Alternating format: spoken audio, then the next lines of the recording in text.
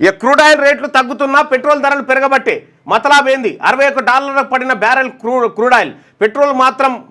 litre 107 లీటర్పై 2 excise సుంకం పెంచిన కేంద్రం 2010లో క్రూడ్ ఆయిల్ $110 ఉన్న లీటర్ పెట్రోల్ ₹55 ఉండే 2024లో సగానికి తగ్గిన బ్యారెల్ రేటు పెట్రోల్ మాత్రం 109 కేంద్ర ప్రభుత్వ తీరుపై నిరసనల వెల్లువ ఖజానాను నింపుకునేందుకేనని విమర్శలంటూ ఇది ఎంత అన్యాయం అంటే క్రూడ్ ఆయిల్ అంతర్జాతీయంగా ఇప్పుడు చమురు ధరలు ఎట్లా పెరుగుతాయంటే అంతర్జాతీయంగా క్రూడ్ ఆయిల్ ధరలు పెరిగినప్పుడు మన దేశంలో పెట్రోల్ డీజిల్ ధరలు పెరుగుతాయి అనేటువంటిది తీసుకొచ్చారు దానికి అది జిఎస్టీ పరిధిలోకి రాదు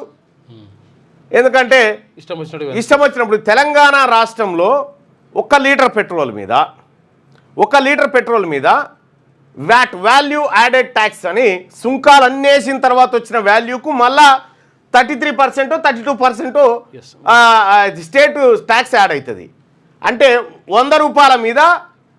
₹33 తెలంగాణ గవర్నమెంట్ అంటే ₹77 పెట్రోల్ వచ్చేది ఉంటే ₹33 తెలంగాణ గవర్నమెంట్ ఖాతాలు వేసుకుంటుంది కేంద్ర ప్రభుత్వం ఇంత కావు అసలు వాస్తవానికి ఎంత వస్తుంది ఆ పెట్రోల్ అంటే ₹25-30 వస్తుంది లీటర్